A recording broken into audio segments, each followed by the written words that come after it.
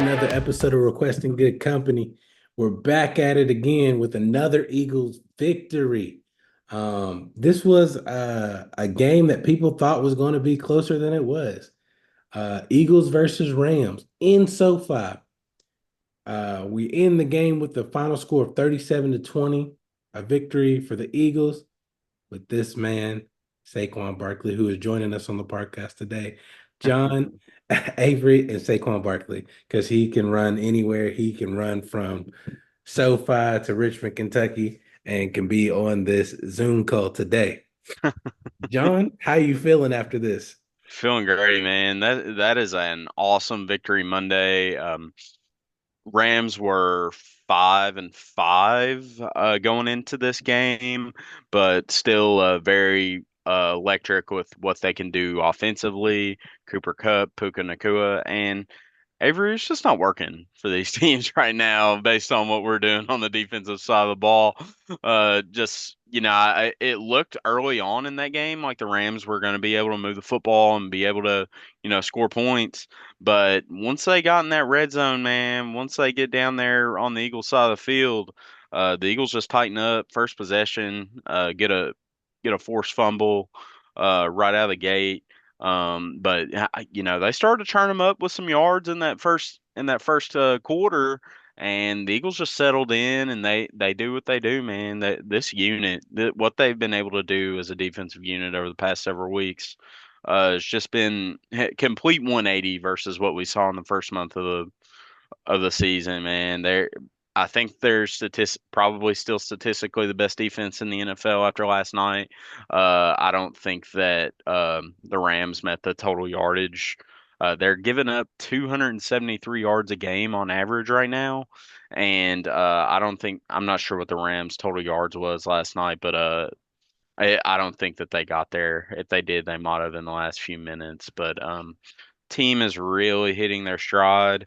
And obviously, the biggest thing, you got the background to show it. Saquon Barkley is playing at an MVP clip right now. Just he's been he has been the best football player this season. I think I'm ready to say that. Been the best football player in the world this season. Yeah.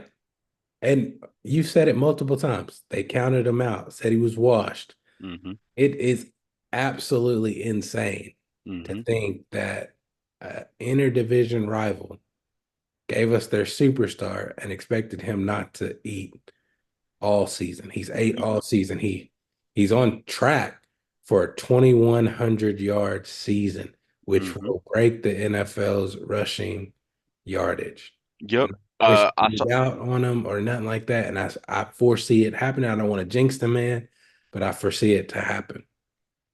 I saw a tweet last night and I retweeted it. So through 11 games played, Adrian Peterson won the MVP in 2012. He had 1,236 yards through 11 games, seven touchdowns. Barry Sanders had in his 1997 MVP season, he had 1,211 yards and seven touchdowns. And then Eric Dickerson, the year that he didn't win MVP this year, but he led the league in rushing with 1,320 yards in 1984, and he had seven touchdowns through 11 games. Saquon Barkley leads the league in rushing through 11 games played with 1,392 rushing yards, Thanks. 257 receiving yards, and 12 touchdowns. So he's ahead of all those guys. Barry Uh, Sanders, and three Adrian MVPs. Peterson. Hmm. We're talking That's, about all-time greats, yeah. and two MVPs in that in between those three. So I know it kind of feels like the quarterback award anymore just after the last several years, but 2012 Adrian Peterson did win the MVP. I don't know how you if the Eagles didn't have Saquon Barkley right now, where are we sitting? You know, I mean, I don't. I want to say that we'd still be a formidable team, but people were telling me, oh, they should have kept DeAndre Swift. Oh, they should have kept Miles Miles Sanders. Sanders. Well, I mean, you are putting it into perspective like this.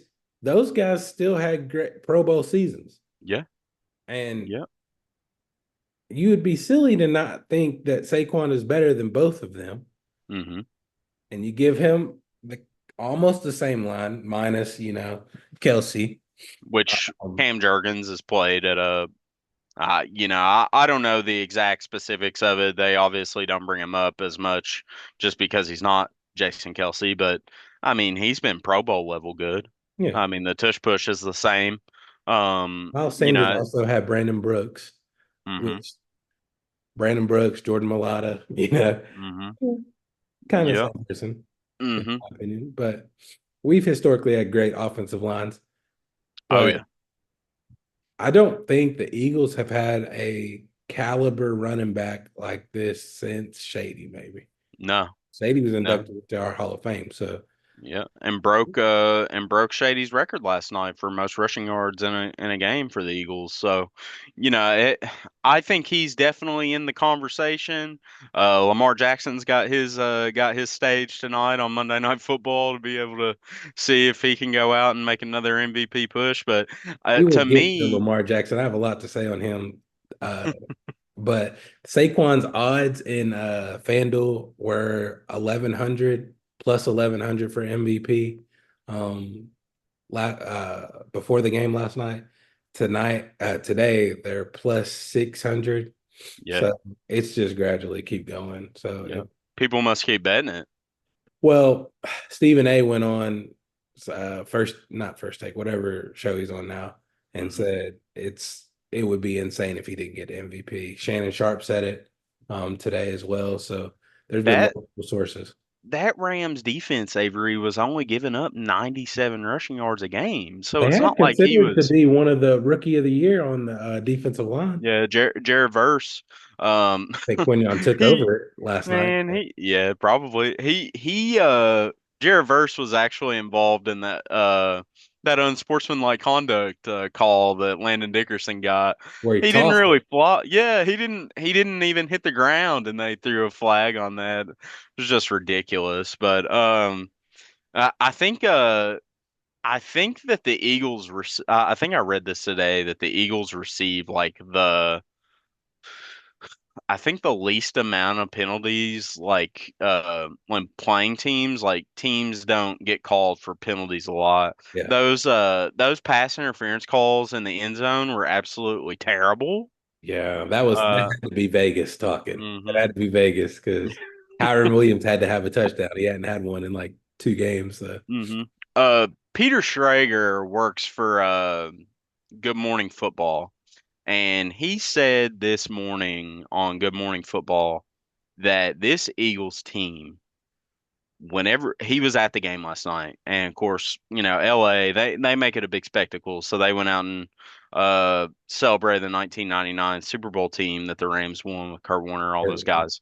Um, made a good movie off but that. yeah, but he says that there's just an aura about this Eagles team whenever you're around them and you're like, hey, there's our J. Brown. Hey, there's Saquon Barkley. And it's like they are a like they're a get off the bus team. And like the other team should feel scared for Yeah. what's about to I transpire.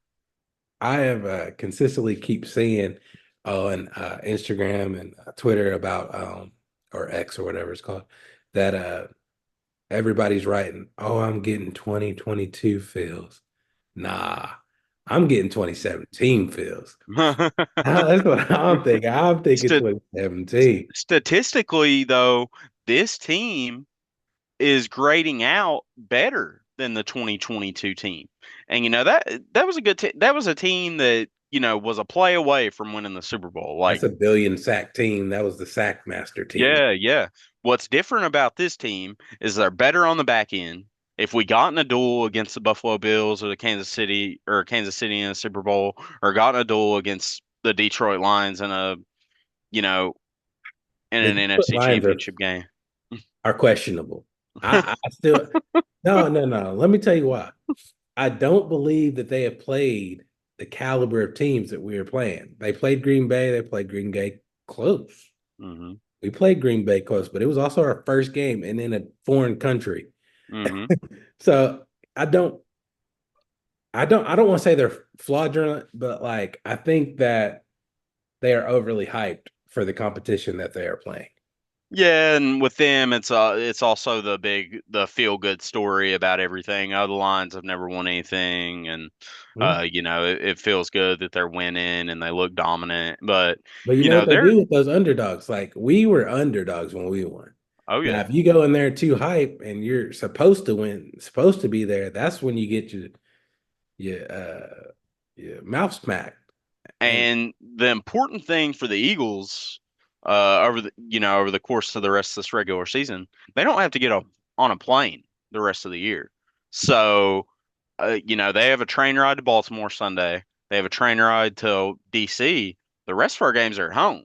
So we're in the I, driver's seat for this thing. Schedule is broke out very nicely for us. Obviously, it helps going on the kind of run that you do, win seven straight. But Detroit, surely they're going to drop. They got to play Minnesota again. They got to play Green Bay again. Chicago's Bills, they starting to got the figure Bills some this things week, out don't they? offensively that they just don't know how to win. I don't think yet, but they'll be an interesting matchup on Thanksgiving, I think. Of course, I'm a big Caleb Williams guy, so I'm hoping he can help us out on Thursday and even us up in the loss column with the Lions. But I think if you compare the two schedules, I think it favors the Eagles They got the for sure. Bills, the 49ers when Purdy comes back, Lord willing. That's a Monday night football game. And so Where's I that game at? in at the 49ers. At San Fran. Okay. And they got the Bills in Detroit and they got the Packers in Detroit. I mean, those are The tough Vikings. games, man. Those Yeah. are really tough games. Like, But I mean, we ain't got nothing to sneeze at. But I just when I look at the Lions and I look at the Eagles, I don't really see a position that they're better than us at. Running back, it takes two of them to equal R1. hmm Quarterback, Jared Goff versus Jalen, it's not close. It's Jalen. hmm Tight end, Laporta, he's been iffy all year. Versus Goddard, I'm taking Goddard. Wide receiver one is the only one that's even questionable. And I don't think it's close anymore. And it's AJ not. is better than Amon Ross St. Brown, and it's not close. I I would argue that Devontae is better than St. Brown, but That's her. they uh Yeah, I like he's Devontae. not but Devontae doesn't get the targets that Amon Ra gets. So, and But Devontae is definitely better than Jameson Williams. It's not yeah. close. Then hmm you got, I mean, offensive line could be considered close. Defensive line is not It's close at all. dead even, dead even. Offensive line. Defensive I'm line not surprised close. that nobody's given us an edge whenever it comes to the offensive line, especially after games like last night, man. I mean, this line, Jeff Stoutland is a future Hall of Famer, dude. I mean, it's just plug and play at this point. You have guys get hurt. Mekhi Becton was a guy that could never stay healthy for the Jets. Was their first round pick years ago. He gets he's a little over half a season in Jeff Stoutland's offensive line, and he's been one of the best guards in the NFL this year. Like this is what Jeff Stoutland does. We are going to run smash mouth football, and we're going to go out and play defense, and that's what wins playoff games, Avery. That's what wins playoff games. I mean, our road schedule is not looking, I mean, it's not cake.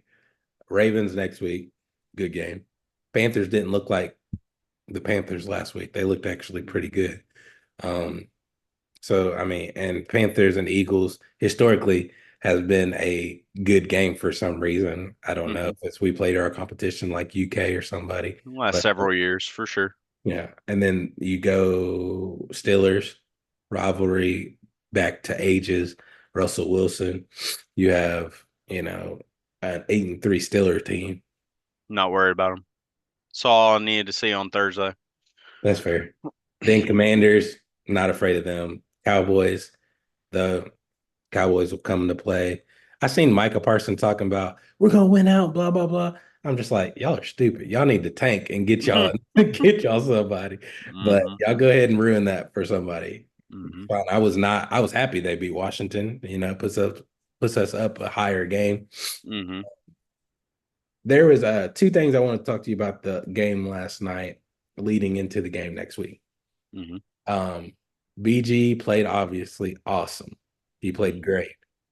Torn pectoral muscle.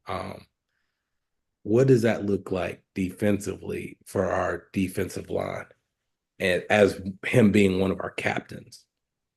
I think really just the biggest thing for him, man, and shout out to him. Like he is everything you want. He is the complete embodiment of what it means to be a player for this football team and what it means to us as fans to be fans of this team. Just the heart and soul has played more games in this uniform than anybody else. He it hurts. I just the way I feel like I know BG, man, he's not gonna let that be it for him. But it obviously hurts, but the other guys are just playing so well. So he at the end of the day, he was a reserve on this defensive line. It opens up snaps for players like Jalix Hunt, who we took in the third round, No, and has played good and has made plays for us over the last few weeks. Moro Jamo stepped up. Jalen Carter's drawing a double team on 79% of snaps, which is unheard of. Like he's playing at an Aaron Donald type of level, dude. Like I don't think people will even understand that. He's going to be first team All Pro defensive tackle. Like he's that good. Nolan Smith's been good. I expect Howie to shop the market for sure, but we have a knack for plug and play, and then you put in the history of what it means to lose a player like this because in 2017 we lost many players like this. Carson Wentz went down, still got to the Super Bowl. Jason Peters got hurt that won that year and Super went Bowl. down. Yep. Darren Sproles got hurt that year. So we know how to replace guys and know what it feels like to lose significant pieces en route to getting to a Super Bowl and trying to win a Super Bowl. Um, it hurts, obviously, but next man up, and you see that happening with this defense right now. Like uh, I never would have thought that they could come out and be the best defense in the league, man. I just never would have thought it. But after that bye week, it's just like something clicked. Something clicked for these guys. They bought into Fangio's system, and they're lights out right now. They're absolutely lights out. I said I had two things, but it's really three. The second thing, it made Sports Center. It was talked about the call where Nick Sirianni got to almost reverse a penalty call um, Hmm. based off of them wanting to go for it on fourth down. I think it was a what kind of call was it? It was a I want to say I it was think it on was an illegal shift. I think. yeah or something. They called an illegal shift, but they still got to run their play.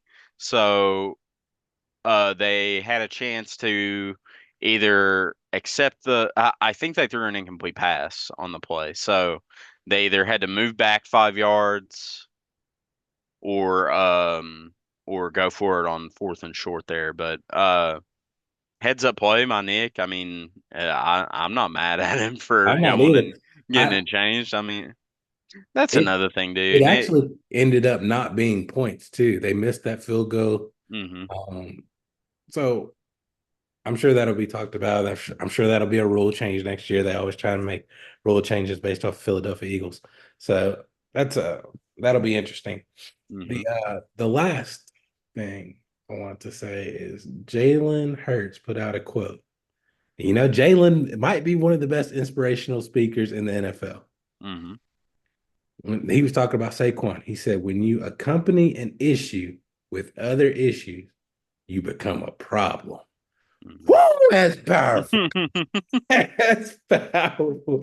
And I just think with Saquon, AJ, Jalen, Devontae, Goddard, Dotson, bring Covey's back. I just see it. It's looking too nice for us. It's all systems go, man. This looks like a team that is ready to win a Super Bowl right now. Yeah. They truly do, man. I don't. I don't think there's any. I mean, the difference between this team and where we were sitting a year ago at 10-1, and the difference between this team and that team last year is the Eagles were winning all those first 11 games last year by the skin of their teeth, man. All those games were close, could have went either way at the end of the game, and they were just finding ways to win football games. And then it's like San Francisco came in and kind of exposed what they were able to do for several weeks.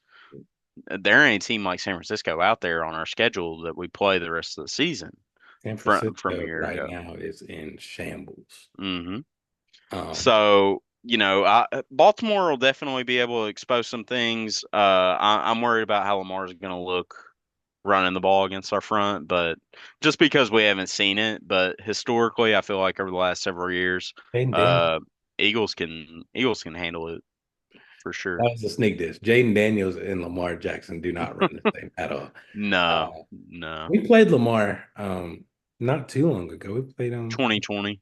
Okay. So Which was a weird game. Carson Wentz started that game. Almost brought us all the way back from. Well, I think we were down like 28-0 at one point or something like that. But I think we ended up losing like 30-28. I kind of historically remember that game for.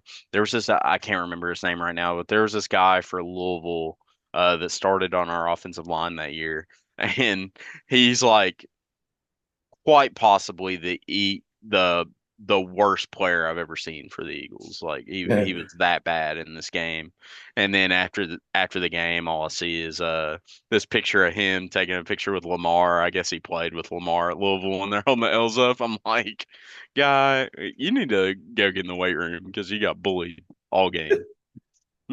I think the Eagles Ravens matchup will be a good one. A lot of people, I mean, they're talking about our wins, and we have good wins. I just don't think the way it's playing out after these teams lose to us, they end up just being garbage. hmm Besides, really, Green Bay, the But they Buccaneers, struggled for a couple weeks after that too. mhm. After they played us, so, uh, obviously they were without Jordan Love for a few weeks after we played them. But Jaden Daniels didn't look good against the Cowboys. Well, I mean, mm-mm, technically did by points wise because of Scary Terry, which mm-hmm, almost might lose me in fantasy. I need mm-hmm, Lamar tonight to go for more than 26 points. So we'll mm-hmm. see how that plays out. I'm sitting comfortable in one league, my big money league. So I am too. In my big money league, I'm good.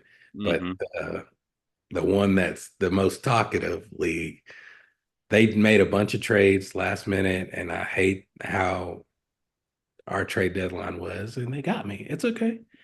Cheated me. I mm-hmm. let me tell you who all I had to go up against when they traded for. They traded TJ Hawkinson, who went for 20. They traded Aaron Jones, went for 20. Traded Scary Terry, got 21. So this past week, they traded for 60 points against me. That don't make sense. And I got CMC this week, who absolutely didn't do anything. Mm-hmm. So, but my bad. Back to the game. Predictions for Ravens, Eagles next week. We're gonna win. Oh yeah, We're gonna win. I think it'll be close. I think it's a marquee matchup for the NFL, especially on this season. I don't know The why it's not slated for a big time. It's at 420. Yeah. Uh, I'm not sure what network it's on, but they probably protected the rights to the game. That way it wouldn't be able to get flexed. Yes. But Ravens are on a short week. Like we said, they're playing tonight. A lot of emotions going into that game with it being a hardball, a hardball bowl essentially. So um I'm gonna say I'm gonna say the Eagles keep it rolling, get to 8 wins in a row. I'll take the Eagles 30-23. Ooh, it'd be good. hmm That'd be good. I'm going 36. 36. 36, 36. Highest scoring. That might be our highest scoring game this year. We put up 37 last night. No, we put up 37 on the Bengals too.